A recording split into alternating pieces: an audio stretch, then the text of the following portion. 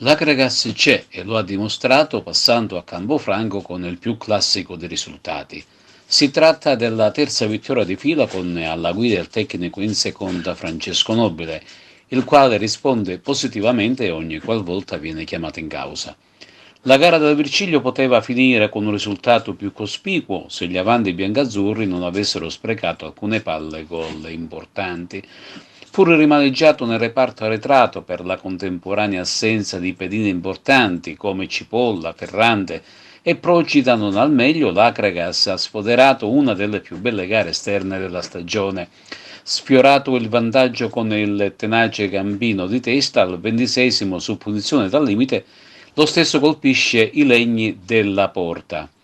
L'atletico Vallone si distende in avanti e quando lo fa si rende pericoloso concorso con un colpo di testa, ma è l'Akragas a passare in pieno recupero al 49esimo con Gambino, il quale sfrutta un cross dalla destra, salta più in alto di tutti ed insacca. Nel secondo tempo la compagine biancazzurra cerca la rete del raddoppio, ma la troppa precipitazione fa brutti scherzi. Ma all'80esimo l'Akragas raddoppia con Bartolo Caronia su corta, respinta del portiere. Non succederà più nulla sino alla fine e al triplice fischio finale dell'arbitro i calciatori festeggiano sotto la tribuna occupata dai propri sostenitori, arrivati numerosi a Campofranco. Grazie a questa vittoria la compagine dei Templi rimane sulla scia del fuggitivo Dattilo che anche questa domenica ha vinto la sua 10ª partita consecutiva. Comunque è stata una giornata interlocutoria dove tutte le battistrada hanno confermato il buon stato di forma, mantenendo intatta la propria classifica. Non molla neanche il Geraci che insegue a 3 punti, come anche il Canicattì che liquida un ostico Castellammare.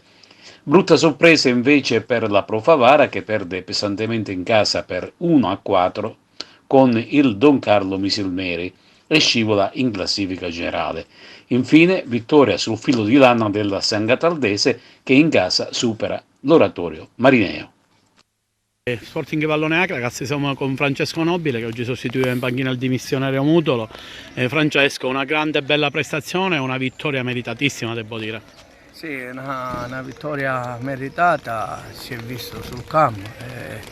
Io oggi ho un pensiero per il mister che questa settimana ci ha lasciati, però voglio ringraziare la società e i ragazzi. Questa è una squadra che, come avete visto oggi, gioca a calcio, ha giocatori di categoria superiore e oggi l'ha dimostrato. Abbiamo incontrato una bella squadra che gioca a calcio e non ha buttato mai un pallone e questo fa onore a Mister Sclafani.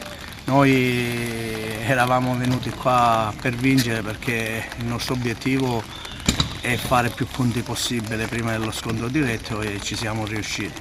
Voglio ringraziare anche questo magnifico pubblico e tutti quelli che mi hanno dato fiducia, da Ernesto Rossello a presidente e ai due vicepresidenti.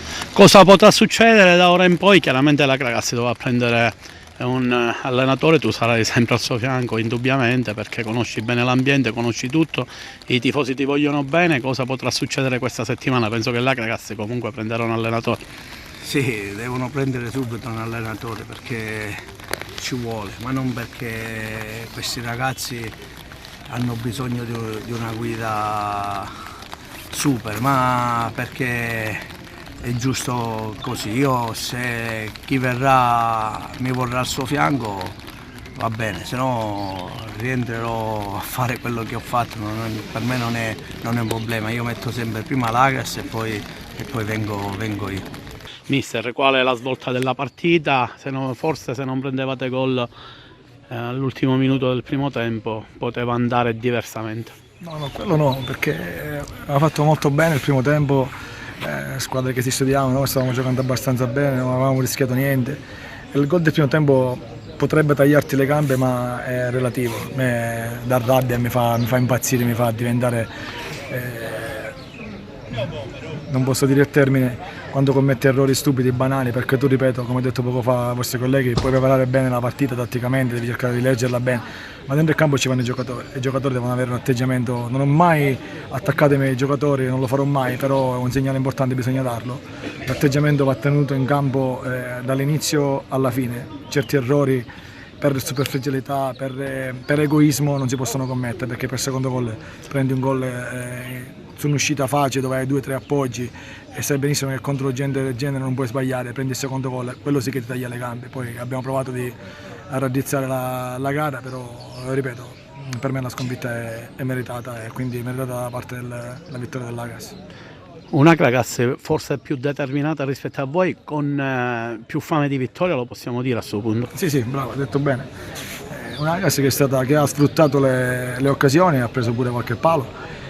Noi abbiamo calciato, mi importa, però ripeto, ecco, la cattiveria, hai detto bene tu, la cattiveria agonistica, la voglia di vincere la partita probabilmente da parte dell'Agas è prevalsa, e quindi è giusto che hanno vinto.